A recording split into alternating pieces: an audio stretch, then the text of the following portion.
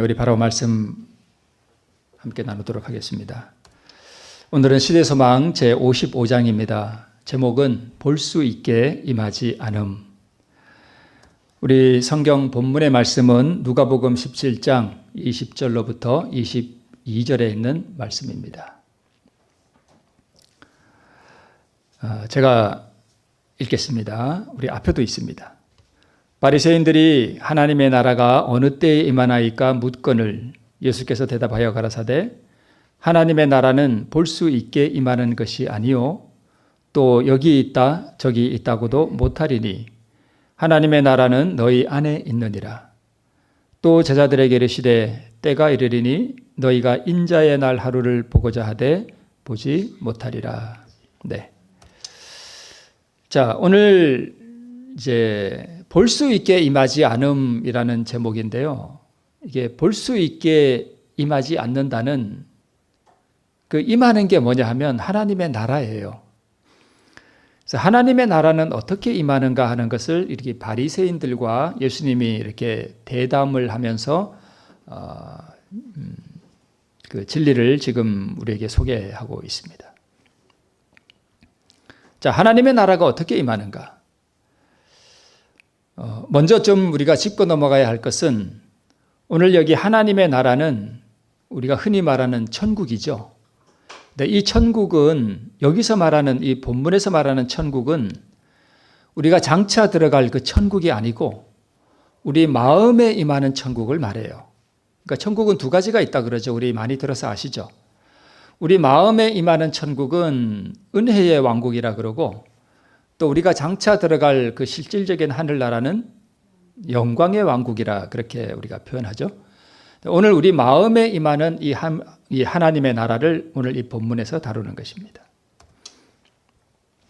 자, 그런데 우리 바리새인들과 예수님의 이 생각이 조금 달라요. 먼저 유대인들의 가장 그 빛나는 소망이 뭐냐 하면 하나님의 나라가 임하는 거예요.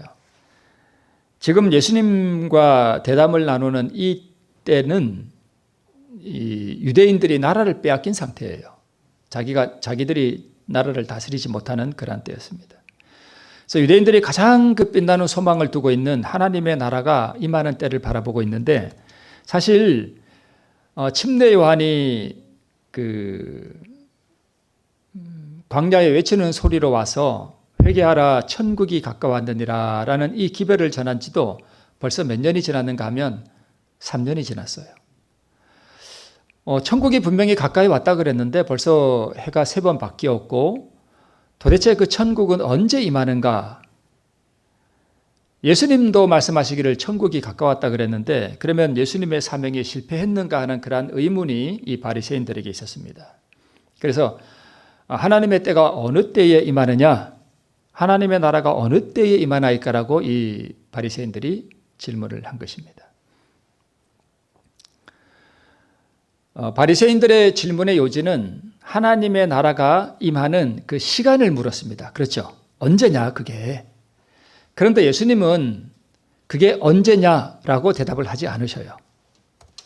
어디에 임하느냐 이렇게 대답을 하십니다. 그러니까 어떻게 보면 동문서답을 하신 거예요. 예수님의 대답이 이렇습니다. 하나님의 나라는 볼 수 있게 임하는 것이 아니요 또 여기 있다 저기 있다고도 못하리니 하나님의 나라는 너희 안에 있느니라. 그러니까 우리가 장차 들어갈 그 영광의 하늘나라와 우리 마음에 임하는 이 은혜의 왕국을 분별을 못하면 이게 좀 헷갈려요. 아니 그러면 예수님이 분명히 구름 타고 오신다 그랬고 우리가 하늘나라에 간다 그랬는데 볼 수 없다니 그게 무슨 소린가? 그렇게 우리가 오해할 수 있습니다. 그러니까 여기 우리 마음에 임하는 하나님의 나라는 우리 마음에 임하는 것이니까 당연히 우리 눈에 보이지 않겠죠. 당연히 보이지 않죠. 그래서 하나님의 나라는 볼 수 있게 임하는 것이 아니요 또 여기 있다 저기 있다고도 못하리니 하나님의 나라는 너희 안에 있느니라. 즉 우리 마음에 임한다 이렇게 말씀하셨습니다.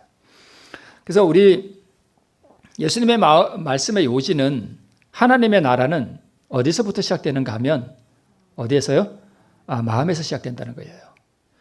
그러니까 이렇게 이해하셔야 됩니다. 우리 마음에서 은혜의 왕국이 시작된 사람들이 나중에 어디로 옮겨가는가 하면 영광의 왕국으로 옮겨가는 거예요.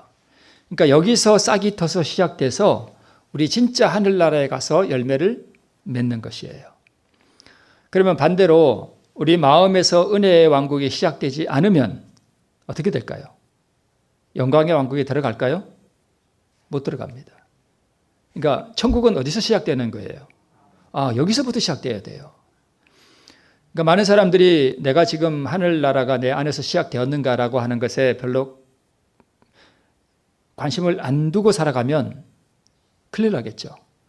그러니까 영광의 왕국에만 예수님 재림에만 이렇게 관심을, 사실 중요한 것은 재림이 아니라 더 중요한 것은 뭐예요? 여기서 천국이 시작되는 게 그게 더 중요한 거예요. 여기서 안 되면 거기 못 가는 거예요. 자, 여기 이 아기 어때요? 너무 이쁘죠? 너무, 이제 어떻게 이렇게 아기가 이쁠 수 있을까? 진짜 이걸 뭘로 표현할 수 있을까요? 뭐 같다고 할 수 있을까요? 천사 같죠? 너무 이쁘죠? 근데 여기 이렇게 천사같이 사랑스러운 아기가 있는데 여러분, 지금 이 아기의 마음을 누가 지배하고 있을까요? 하나님의 영이 지배하고 있을까요? 사단이 지배하고 있을까요? 보기에는 너무너무 사랑스럽고 아름다운데 사단이 지배하고 있습니다. 이게 이해가 되시나요? 지금 이 아기의 마음을 지배하고 있는 것은 사단이에요. 사단이 지배하고 있습니다. 이 아이가 하나님을 알고 성령의 역사에 자기 마음을 꺾지 않으면, 즉 그리스도를 자기의 왕으로 영접해 드리지 않으면 이 아기는 자기 안에 있는 사단의 역사를 따라 영원한 죽음으로 달려가는 인생일 뿐입니다. 그렇죠? 네. 이 아이가 자라면서 자기 마음을 지배하고 있는 이 사단의 능력을 꺾어버리고 자기 안에 그리스도의 영을 받아들이지 않으면 이 아이는 결국 어디로 간다고요? 영원한 멸망으로 가요. 이렇게 아름다운 아기가 그렇다는 것입니다. 그러니까 이 아기의 마음 속에도, 이렇게 아름답고 사랑스러운 이 아기의 마음 속에도 뭐가 시작되어야 된다는 거예요? 하나님의 나라가 여기서 시작되지 않으면, 이 땅에서 이 아기의 마음 속에, 이 아기가 자라면서 이 아기의 마음 속에 그 하나님의 나라가 임하지 않으면 결국은 이 아기도 자라서 지옥 갑니다. 우리가 그것을 분명히 이해해야 합니다. 그래서 모든 인생은 뭐 해야 되는 거예요? 거듭나야 되는 거예요. 그러니까 하나님 나라가 시작된다, 이 뜻이 바로 거듭난다는 뜻입니다. 물과 성령으로 거듭나는 것입니다. 많은 분들이 여기 물을 침례라고 봐요. 근데 저는 솔직히 말해서 침례라고 보지 않습니다. 물론 침례도 포함이 돼요. 그러나 여기에 이 물은 중생의 씻음을 말하는 거예요. 그래서 거듭난다는 것은 내 마음을 지배하는 영이 바뀐다는 것을 의미합니다. 지금 나의 마음을 지배하는 것은 사단의 영인가 아니면 하나님의 영인가?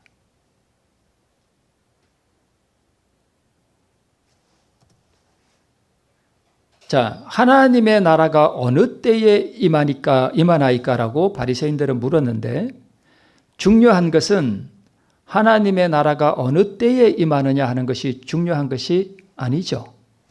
천국은 어디서 시작된다고요? 내 마음에서 시작돼요.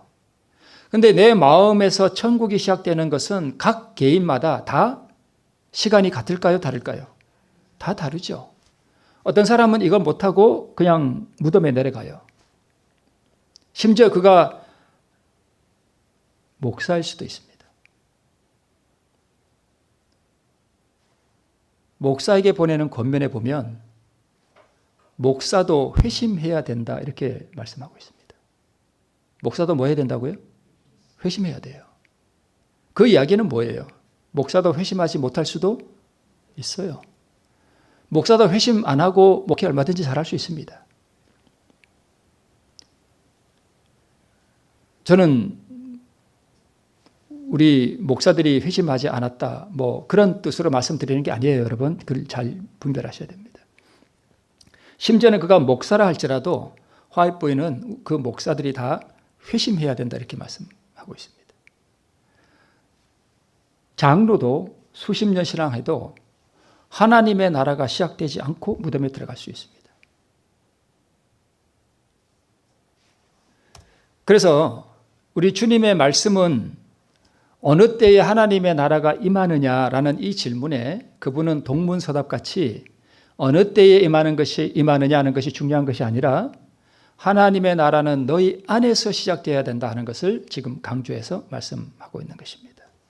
그래서 왜 하나님의 나라가 마음에서부터 시작되는 것이라고 대답하셨는가? 대단하죠?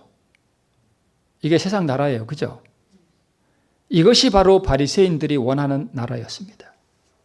부강한 나라, 경제적으로 부강한 나라, 다른 나라들이 침범하지 못하는 세상의 열방이 예물과 조공을 바치는 그러한 번영하는 부한 나라, 자기들의 메시아가 오시면 유대 나라를 세상 만국 위에 높이고 영화롭게 하시는 그런 세속적으로 위대해지는 나라를 바라보고 있었습니다. 그래서 그런 나라가 바로 여기 그림에 나오는 것처럼 이런 나라가 언제 도대체 임하느냐라고 물은 것입니다. 예수님은 전혀 엉뚱한 대답하신 거예요. 이런 나라는 오지 않는다. 나는 이런 나라를 세우러 온 것이 아니다. 그 뜻입니다.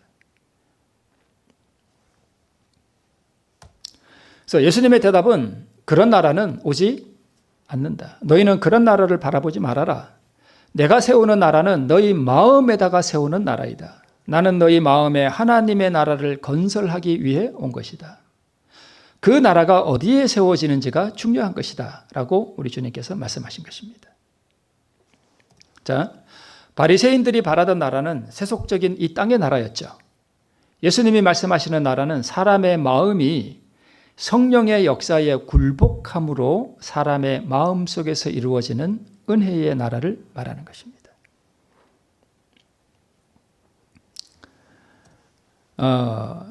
천국은 여기 있다 저기 있다고도 못하고 너희 안에 있느니라 하는 이 말씀의 또 다른 의미는 그 천국을 시작되게 할 수 있는 생명의 왕이 지금 너희 중에 있다라는 뜻도 함축되어 있습니다.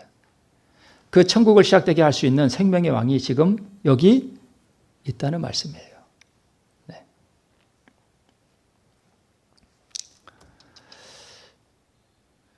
그러면서 하시는 말씀이 때가 이르리니 너희가 인자의 날 하루를 보고자 하되 보지 못하리라 라고 주님께서 말씀하셨습니다. 이게 무슨 뜻이냐면 생명의 왕이 이 땅에 오셔서 그 위대한 사명, 인간의 마음에다 하나님의 나라를 이루고자 하시는 그 사명을 깨닫지 못하는 인생들, 또 제자들을 향해 내가 죽고 부활하고 승천하고 나면 그때는 내가 누군지 정확하게 이해할 것이다. 그때에 너희가 나와 함께 이야기하고 거닐던 이날 하루만이라도 다시 보고자 하되 볼 수 없으리라는 말씀이에요. 그러니까 내가 죽고 승천하고 나면 내가 이 땅에 더 이상 없잖아요, 예수님이. 그러면 그때 가서 그분이 진짜 왕이셨구나. 그분이 진짜 생명의 왕이셨구나. 그분과 다시 한번 거닐었으면 얼마나 좋을까. 그분과 하루만이라도 다시 그분을 대면하여 볼 수 있다면 얼마나 좋을까. 그 뜻이에요. 그러나 그럴 수 없다는 것입니다. 지금이 황금같이 중요한 기회라는 뜻입니다. 그렇죠? 그런 뜻입니다. 그래서 우리 시대의 소망에 보면 제자들이 구주의 품성과 사명을 충분히 깨달은 것은 승천 이후에 성령이 부어진 후였습니다. 그때에야 예언과 이적을 깨달을 수 있었습니다. 그분의 말씀을 되풀이하는데 실증을 느끼지 않았습니다. 어렴풋이 이해되던 교훈들이 너무나 선명하게 이해가 되었습니다. 성경이 새로운 책이 되었습니다. 그러니까 예수님이 직접 대화하고 함께 거닐고 직접 말씀하실 때는 그 말씀들을 잘 이해하지 못했어요. 그런데 예수님이 승천하시고 난 다음에 성령이 부어지고 나니까 그 말씀들이 이제서야 깨달아지는 거예요. 그러니까 그 제자들의 마음에 그때는 우리가 왜 그걸 그렇게 더디 이해했을까? 왜 우리가 그렇게 참 좀 못난이 같이 그렇게 참 그랬을까? 그 예수님의 발 앞에 앉아서 이 말씀이 주님 무슨 뜻입니까? 라고 한번 물어볼 수만 있다면 얼마나 좋을까? 그런다는 것입니다. 놀라움으로 그분의 품성과 사명에 관한 기록을 읽고 또 읽었습니다. 한 인간으로 인간들 사이를 걸어 다니시는 그 구주를 보면서도 성육신의 신비를 얼마나 느리게 이해했던가. 다시 한번 그분의 모습을 뵙고 그 발 앞에 나가 말씀 듣기를 얼마나 사모했던가. 말씀을 다시 한번 설명해 달라고 요청할 수 있다면 얼마나 좋을까. 그렇다면 얼마나 주의 깊게 들을 것인가. 그런데 이거는 좀 좋은 추억이잖아요. 그런데 이런 비슷한 경험을 하는 사람들이 있는데 불행하게 모든 은혜의 시기가 끝난 다음에 자기가 영원한 멸망으로 떨어졌다는 사실을 깨닫는 수많은 사람들이 내가 그때 교회 다닐 때 내가 왜 그렇게 말씀을 읽지 않았던가? 내가 왜 그 중요한 황금같이 중요한 시간에 내가 그렇게 기도를 게을리 했던가? 내가 왜 그때 그렇게 정말 하나님 앞에 열심을 내고 하나님을 만나기 위해서 내가 왜 그렇게 좀 열심을 내지 못했던가? 이렇게 이 제자들은 지금 좋은 의미에서 지금 후회를 하고 있지만 마지막 때에 나쁜 의미로 절망 가운데 후회할 사람들이 참 많다고 증언의 말씀에 있습니다. 그러니까 여기 보면 놀라움으로 그분의 품성과 사명에 관한 기록을 제자들은 읽고 또 읽었죠. 그렇죠. 지금 우리가 이걸 해야 돼요. 지금.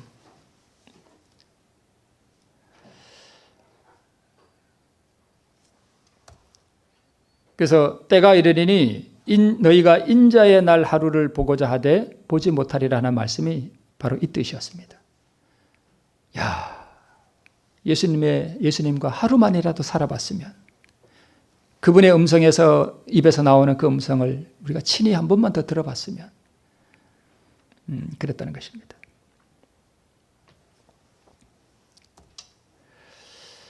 그래서 시대소망 이 506쪽에 우리 오늘 그 55장에 이렇게 말씀하고 있습니다. 그대들이 지금 누리고 있는 기회, 즉 하나님의 아들과 같이 담화하며 길을 걸어가는 그러한 기회를 사모하는 마음으로 돌아보게 될 날이 올 것이다.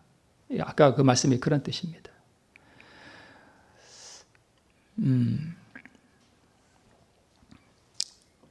자, 그렇다면 왜 그들은 구주를 그렇게 이해할 수 없었는가? 우리 그 이유를 시대소망이 이렇게 기록하고 있습니다.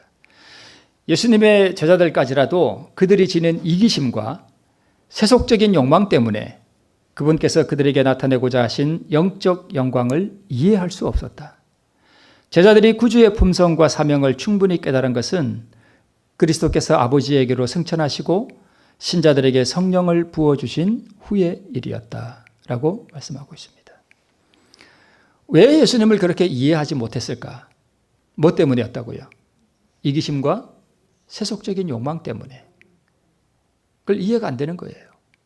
그러니까 자기의 바라는 것과 예수님이 말씀하시는 것이 맞지 않으니까 이게 귀에 들어올 리가 없죠. 그러니까 이해가 안 됐던 거예요. 만약 이 제자들이 이 이기심과 세속적인 욕망을 그때 다 버렸더라면 예수님의 말씀을 아마 잘 이해할 수 있었을 것입니다. 그래서 바리새인들이 만들고자 했던 하나님의 나라는 어떻게 이루어지는 나라인가 하면 민중봉기, 사회개혁, 국가혁명을 통해서 이루는 그러한 나라를 그들은 기대하고 있었습니다. 그렇죠. 자, 여기 나오는 이 그림은 백악관인데요. 맞죠? 네, 그런 것 같습니다. 자, 이게 미국이 그렇다는 건 아니고요. 그 당시에 유대 나라가 어떤 상태였는가 하면 아주 강압적이고 정부가 아주 부패한 정부였습니다. 토색이 만연하고 아주 편협하고 잔인한 압제가 이루어지고 악패가 가득한 그러한 나라였습니다. 그 당시에는요, 로마가 지배하고 있었잖아요. 그래서 로마 군인이 어떤 한 유대인을 불러요. 너 이리 와. 이 짐 들어. 그러면 무조건 그렇게 해야 돼요. 만약에 그 말 안 들으면 어떻게 될까요? 우리가 상상하는 그대로입니다.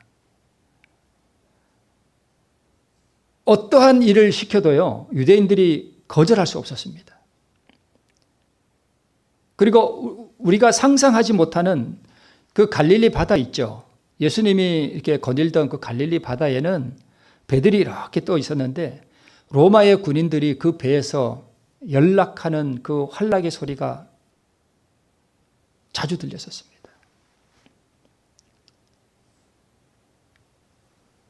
아주 불법적인 그러한 이 활락, 여러분 이해가 되시죠? 그러한 나라였습니다. 그래서 그 당시에 이 열심당원들은요, 이러한 사회개혁, 이게 반항하고 하는 이러한 일들을 통해서 로마 정부를 전복시키고 유대 나라를 독립시키려고 하는 그러한 열성분자들도 있었습니다. 그런데 예수님은 사회개혁을 시도하지 않았습니다. 그분은 한 번도 국가의 권력 남용을 공격하지 않으셨습니다. 국가의 원수를 정죄하지도 않으셨습니다. 권력자의 권위와 행정에 절대 간섭하지도 않으셨습니다. 세속적인 정치를 아주 멀리 하셨어요. 그러니까 세속적인 정치와는 아예 담을 쌓고 있었습니다. 왜 그랬을까요? 이렇게 말씀하고 있습니다. 구제책이 단순히 인간적인 그리고 외적인 조치에 있지 않았기 때문이다. 구제책이 효과가 있으려면 반드시 사람들에게 개인적으로 미쳐야 하고 반드시 마음을 개심시켜야 한다. 사회를 여러분 도덕적인 국가를 만들고 사회를 정말 도덕적인 사회를 만들려면 어떤 강압적인 법령이나 어떤 사회 개혁을 통해서는 그 일이 절대 이루어지지 않는다는 거예요. 어떤 한 나라를 도덕적인 나라로 만들려면 이 국가를 이루고 있는 이 백성들의 마음이 바뀌어야 된다는 거예요. 그리스도의 나라는 법정이나 회의나 입법기관의 결정 또는 세상의 위인들의 후원을 얻어 설립되는 것이 아니요 성령의 역할을 통하여 그리스도의 성품을 인간의 마음에 심음으로 이루어진다 이렇게 말씀하고 있습니다. 그래서 예수님께서는 사회개혁, 국가의 권력에 대항하는 일 절대 하지 않으셨습니다. 여러분 이런 일을 시도하는 사람이 있어요.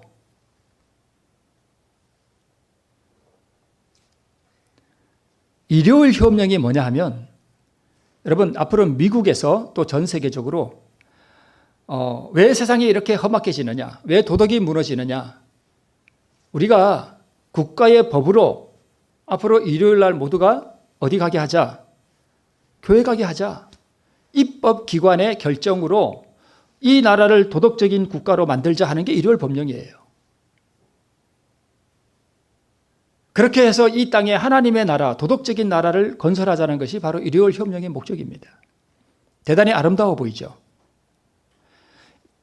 바리새인들이 세우고자 했던 바로 그런 나라가 일요일 협령을 통해서 이루어지는 나라예요.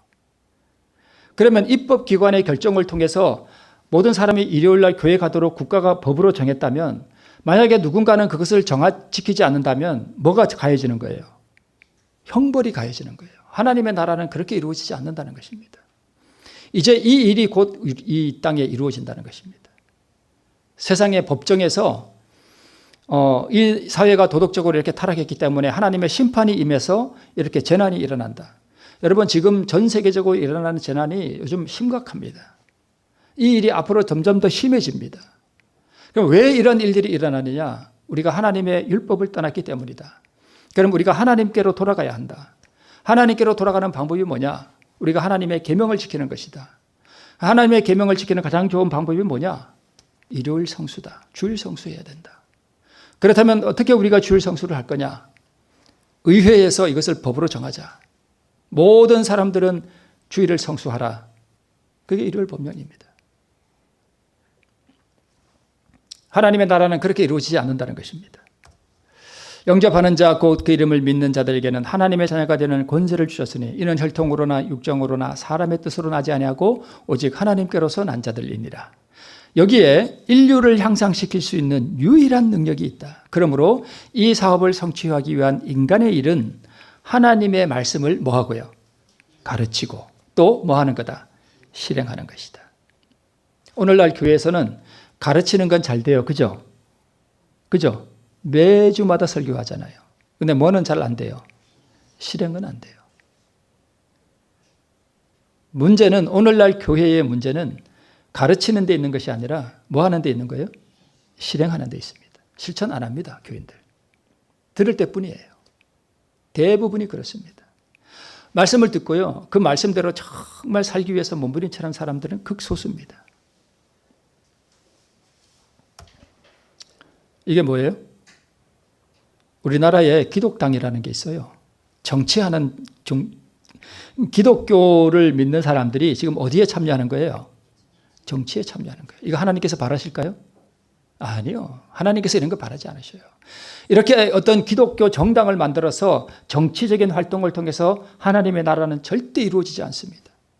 인간의 마음이 변하지 않는 한 이런 거 100개를 만들어도 오지 않습니다. 정부의 법률을 통하여 도덕적 기독교 사회를 구현하고자 하는 운동의 절정이 바로 일요일혁명입니다. 국가의 법률을 통해 개인의 양심을 무시하고 강제적으로 하나님의 법을 순종하게 한다. 이것이 바리새인들이 바랐던 그런 나라입니다. 여기 고린도라는 도시가 있죠. 이 고린도는요, 무역이 아주 해상무역이 발달한 곳이었기 때문에 아주 타락한 도시였습니다. 그런데 여기에 사도 바울이 가서 뭘 했습니까? 복음을 증거했죠. 그러고 나서 이렇게 말씀하고 있습니다.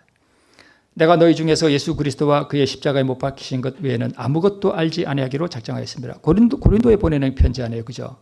그러니까 고린도에서 바울은 사회개혁했습니까? 안 했죠. 민중봉기를 했습니까? 정치에 참여했습니까? 아니라는 것입니다. 오직 뭘 전했다는 거예요?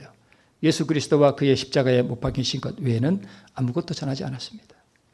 그랬더니 이런 결과가 나왔습니다. 고린도전서 6장 11절에 너희 중에 이와 같은 자들이 있더니, 아주 타락한 자들이 있더니 주 예수 그리스도의 이름과 우리 하나님의 성령 안에서 씻음과, 이게 바로 물입니다.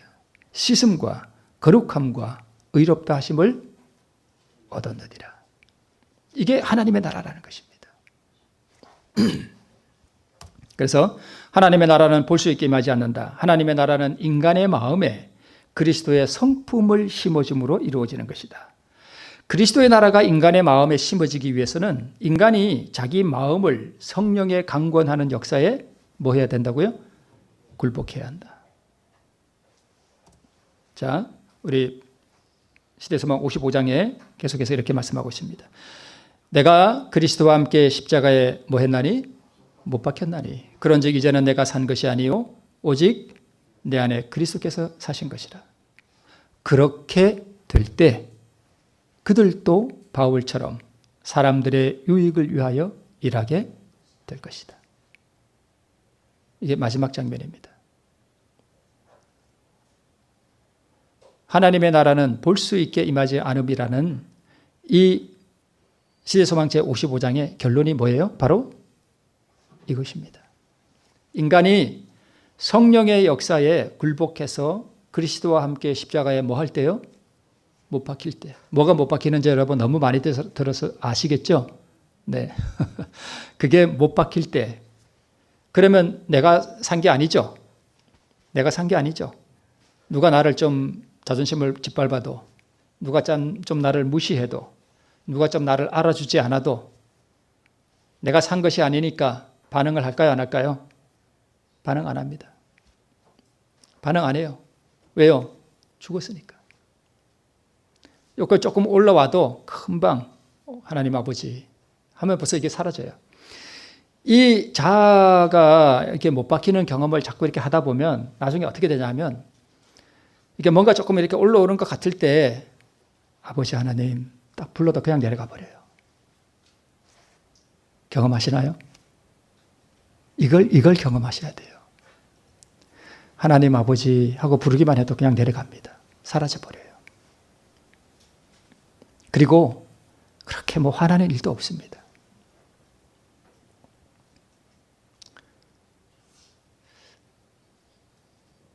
정말 제가 자랑 같아서 정말 죄송한데요.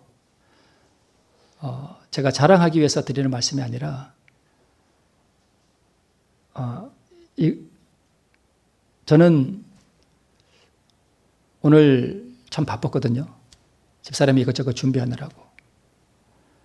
근데 저는 오늘 집사람을 도와서 뭔가를 이렇게 도와줄 때 제가 너무 행복했습니다.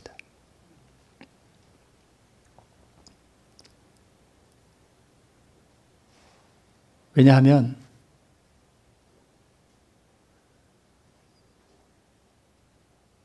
제가 집사람이 하는 모든 말에 제 자아를 완전히 굴복시키기로 했거든요. 그래서 집사람이 뭐라고 얘기하면 저는 무조건 그렇게 해줍니다. 그렇게 자꾸 하다 보니까 제가 빨래를 다 해서 빨래를 다 널고 이것저것 많이 하고 뭐 잡다한 걸 다 해도 그게 다 너무 행복해요. 이것은 제가 자랑이 아니라 그렇게 작은 일들에 자꾸 자아를 굴복하게 되면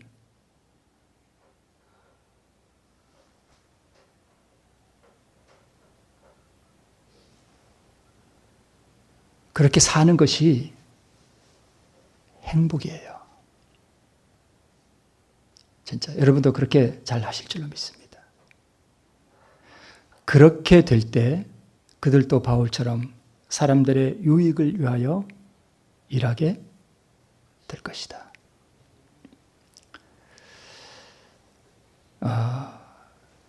한 말씀만 더 드리고 마치겠습니다. 하나님의 나라가 이렇게 임하면은요, 문득문득 내 마음속에 무엇이 느껴지는가 하면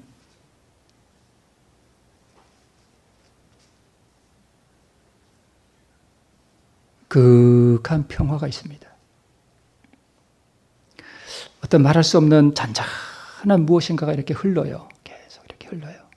이게 끊임없이 흐르는 게 아니라 이렇게 뭐 대화를 하거나 아니면 뭔 이렇게 일에 빠져서 잠깐 이렇게 일하다가도 마음을 돌이켜서 마음을 하늘로 향하면 다시 이렇게 흐릅니다. 특별히 저는 요즘 무슨 음악을 많이 듣는가 하면 제 핸드폰에 제가 이렇게 저장을 돼 있는 음악인데 내 주께 가까이 나가는 일, 그 음악을 이렇게 가끔 듣습니다. 내 주를 가까이 하게 함은, 그 음악이 첼로인가 바이올린인가 아마 그런데 그 음악이 이렇게 나올 때 그리스도를 묵상하면 그 하늘의 어떤 그 충만한 것이 제 마음에 가득히 흐르는 것을 제가 많이 느낍니다.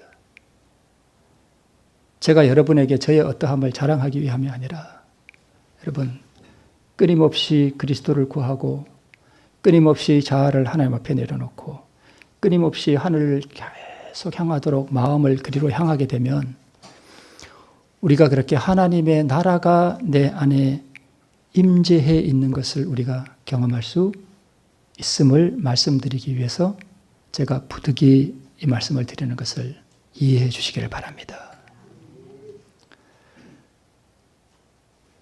그래서 하나님의 나라가 내 안에 임함으로 이르러 오는 그 잔잔한 평화와 그 기쁨이 충만한 우리 모든 성도님들 되시길 바라면서 오늘 말씀을 마치겠습니다.